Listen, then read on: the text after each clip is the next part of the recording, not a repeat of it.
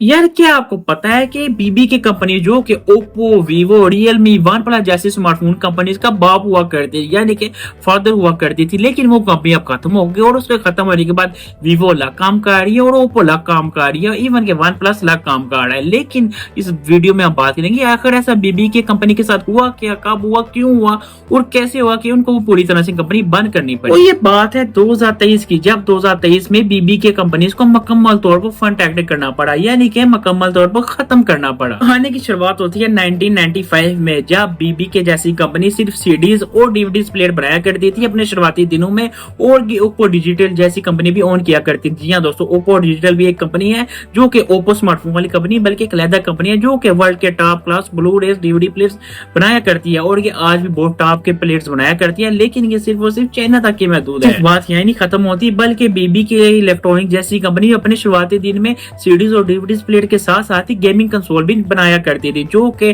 Nintendo के cassette वाले console के अपोजिट होया करते थे, उनको कम्पीट किया करते थे। जो बीबी की इलेक्ट्रॉनिक्स का जो पहला प्रोडक्ट लॉन्च किया था वो था एक गेमिंग कंसोल। याद होगा आपको, बच्चों में एक गेमिंग कंसोल आता था जो कि कीबोर्ड के शेप में होता था, जिस पे आप कैसेट भी लगाते थे और फिर टीवी से कनेक्ट करके उसको खेला जाता था। वो भी बीबी के इलेक्ट्रॉनिक्स ने ही बनाया था। ये बातें तो होगी बहुत पुरानी। हम आते हैं थोड़ा सा करीब 2009 में, जब एप्पल अपने स्मार्टफोन एराज को मुकम्मल तौर पर तब्दील कर गया था, तो तब बीबी की इलेक्ट्रॉनिक्स भी सोचती है कि इन्हें भी क्यों ना स्मार्टफोन में इंडस्ट्री में उतरना चाहिए, और ये 2009 में अपना पहला स्मार्टफोन लॉन्च करते हैं। ये ओप्पो के नाम से अपना पहला फीचर स्मार्टफोन लॉन्च करते हैं, और इसके साथ साथ ही वीवो की एंट्री भी स्मार्टफोन इंडस्ट्री में करा देते हैं। और 2011 में ये उतरती हैं अपने स्मार्टफोन में, जो कि एंड्रॉइड बेस होते हैं। और शुरू के दिन में इनकी एक ही स्ट्रेटजी होती है कि स्मार्टफोन लॉन्च करने की जो देखने में बहुत अच्छा हो, बहुत प्रीमियम हो और उसकी बहुत अच्छे फ्यूचर प्रोवाइड करता हो बहुत कम से कम प्राइस में, और यही बात इनको बहुत सक्सेसफुल बनाती है। और फाइनली 2014 में 2014 में ये कंपनियां अपने स्मार्टफोन इंडिया में लॉन्च करती हैं। लेकिन इंडिया में लॉन्च होने के बाद इन्हें बहुत ज्यादा बैकलैश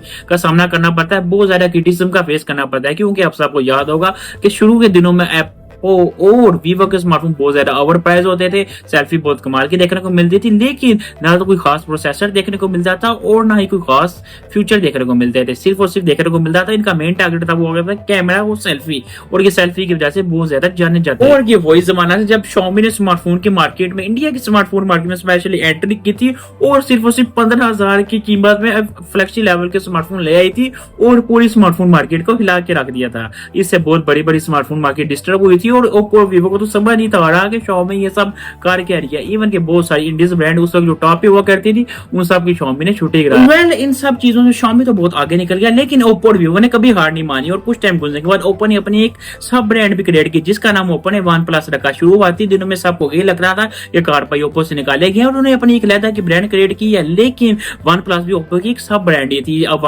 वन प्लस को ओप्पो ने सिर्फ इसलिए लॉन्च किया था कि ग्लोबल मार्केट कर सके और यूएस में लॉन्च हो सके, लेकिन ये यूएस में लॉन्च तो नहीं हुआ, लेकिन इंडिया में लॉन्च होने के बाद इन्हें बहुत ज्यादा सक्सेस देखने को मिला, और ये घूम फिर कर फिर से इंडिया में वापस आ गए। वन प्लस को इंडिया में इतनी पॉपुलैरिटी मिली कि शायद इतनी किसी ब्रांड को मिली होगी, और वन प्लस बहुत ज्यादा सक्सेस देखने को मिला, क्योंकि वन प्लस का फोकस था कम प्राइस में फ्लैगशिप फीचर प्रोवाइड करना, और वन प्लस के स्मार्टफोन को शुरुआती दिनों में फ्लैगशिप किलर भी कहा जाता है। और even one plus officially flagship killer smartphone launch किया करती थी, और बहुत ही कम प्राइस में बहुत ही अच्छे फीचर प्रोवाइड किया करती थी।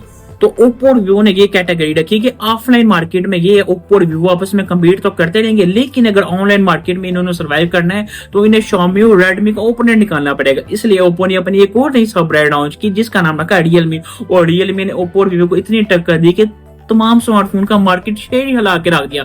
सिर्फ इंडिया में नहीं बल्कि पूरे वर्ल्ड में वन प्लस की तरह रियलमी को भी बहुत ज्यादा सपोर्ट देखने को मिली, और रियलमी के स्मार्टफोन सिर्फ और सिर्फ 2 साल में बहुत ज्यादा बिकने शुरू हो गए। इवन के 2 साल में रियलमी ने स्मार्टफोन का कॉम्पिटिट बदल के रख दिया था, और रेडमी को पूरी तरह से टक्कर दी। किसी दौर में Xiaomi नंबर 1 ब्रांड हुआ करती थी, लेकिन रियलमी ने पूरी तरह से Xiaomi का शेयर मार्केट शेयर खा दिया। रियलमी की कैटेगरी ये थी कि रियलमी ने रेडमी के स्मार्टफोन का A to Z scene copy किया, इवन के नेम से लेकर ब्रांड तक हर चीज कॉपी की, और यही वजह रियलमी को बहुत जल्दी सक्सेस मिला। तो बात यही खत्म नहीं होती। 2019 में वीवो ने एक और अपनी सब ब्रांड लॉन्च कर दी, जिसका नाम रखा आइको, क्योंकि ये जानते थे कैमरास की रैंकिंग और ग्लोबल रैंकिंग में तो ये बहुत ही ज्यादा मार्केट शेयर खा रहे हैं, लेकिन अब इन्हें हट के स्मार्टफोन लॉन्च करना पड़ेगा, और इसलिए इन्होंने लॉन्च किया आइको, जिनका मेन टारगेट था गेमिंग, क्योंकि 2009 में पबजी बहुत ज्यादा पॉपुलर हो रही थी और स्मार्टफोन गेमिंग का मतलब बिल्कुल बदल के रख दिया गया था। इसलिए इन्होंने 2019 में एक आइको ब्रांड लॉन्च की, जिसने गेमिंग स्मार्टफोन लॉन्च की है, लेकिन बहुत बहुत कम प्राइस में बहुत अच्छे फ्यूचर वाले स्मार्टफोन प्रोवाइड किए। इवन के इस प्राइस रेंज में ना तो वन प्लस कम्पीट कर पाया और ना ही Xiaomi अपनी रेडमी स्मार्टफोन के साथ आईको को कम्पीट कर पाई। इवन के आज 2025 में भी आईको अपने बहुत कमाल स्मार्टफोन लॉन्च करता है बहुत कम प्राइस में, बहुत फ्लैगशिप फीचर देखने को मिलते हैं। इवन के आईको के smartphone Samsung Galaxy S25 ultra और लेटेस्ट आईफोन से भी कम्पीट करते हैं। इवन के गोल्ड पिक्सल स्मार्टफोन को तो दूर दूर तक धूल चटा देते हैं। Oppo, Vivo, OnePlus, Realme, iQOO ये सब स्मार्टफोन कंपनियां एक ही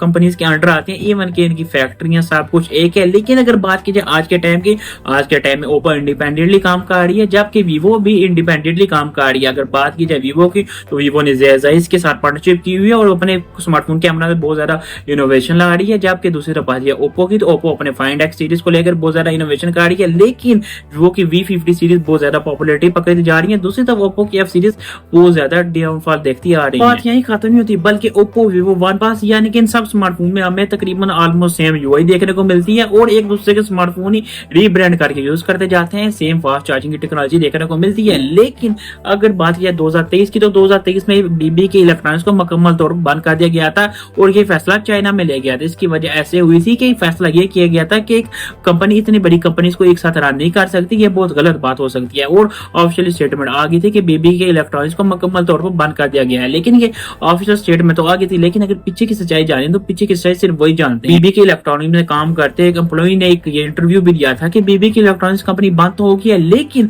वो भी पीठ पीछे काम कर रही है और वो इन्वेस्टर का काम कर रही है। अभी भी उनके बहुत सारे शेयर होल्ड करती है और बहुत सारा प्रॉफिट अभी भी वो लेती है। लेकिन आज के टाइम पे ओप्पो, वीवो का दो आपस में कोई भी लिंक नहीं है। ओप्पो लैदा इंडिपेंडेंट कंपनी है, जबकि वीवो लैदा इंडिपेंडेंट कंपनी है और वीवो ने लैदा जी से पार्टनरशिप कर ली गई है। जो फ्यूचर है वीवो के स्मार्टफोन में देखने को मिलते हैं, अब वो ना तो ओप्पो के स्मार्टफोन में देखने को मिलते हैं और जो ओप्पो की फाइंड एक्स सीरीज देखने को मिलती है वैसे वो तमाम फ्यूचर वीवो की किसी भी स्मार्टफोन सीरीज में देखने को नहीं मिलते। इसके बंद होने की सबसे बड़ी एक वजह ये थी कि ये एक चाइनीज कंपनी थी और एक चाइनीज कंपनी इतनी बड़ी बड़ी कंपनियों को रन करे यूएसए को कभी भी मंजूर नहीं था।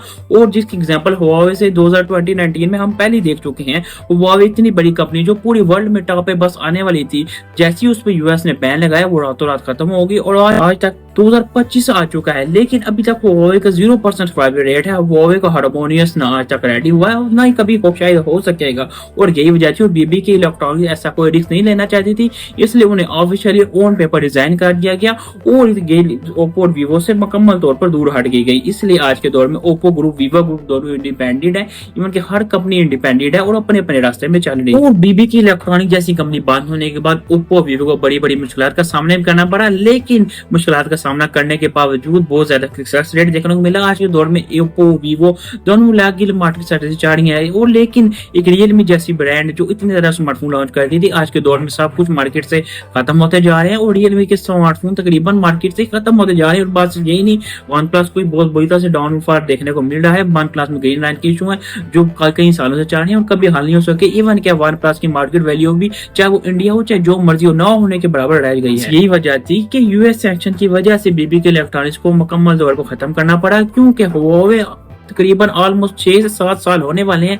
लेकिन इन साल के बावजूद भी अपना लॉस आज तक कवर नहीं कर सकी। बेशक हुआवे अच्छे अच्छे हार्डवेयर बना रही है, हुआवे कार्ड्स बना रही है, लेकिन फिर भी हुआवे कभी उस मुकाम पे नहीं पहुंच सकी जिस मुकाम में वो कभी हुआ करती थी। इवन के हुआवे के बैन लगने के बाद हुनर को भी, हुनर स्मार्टफोन कंपनी को भी इसका बहुत बड़ा डिसएडवांटेज देखने को मिला। इवन के आज हुआवे ने हुनर को सेल कर भी दिया है, लेकिन इसके बावजूद हुनर को वो मुकाम नहीं देखने को मिला जो कभी हुनर की रिपुटेशन हुआ करती थी। तो सेम सिचुएशन बीबी के इलेक्ट्रॉनिक्स की वजह से इन पांचों बड़ी कंपनी को उठा नहीं ना पाते। इस वजह से बीबी के इलेक्ट्रॉनिक्स ने अपने कदम पीछे कर लिए और आज के दौर में बीबी के इलेक्ट्रॉनिक्स का इनसे कोई भी लेन देन देखने को मिलता कि सब की सब कंपनी अभी डिपेंडेंट हो चुकी है। ओप्पो लैदा रास्ते पे और वीवो लैदा रास्ते पे। उम्मीद करता हूँ आपको वीडियो अच्छी लगी होगी। सब्सक्राइब जरूर कीजिएगा।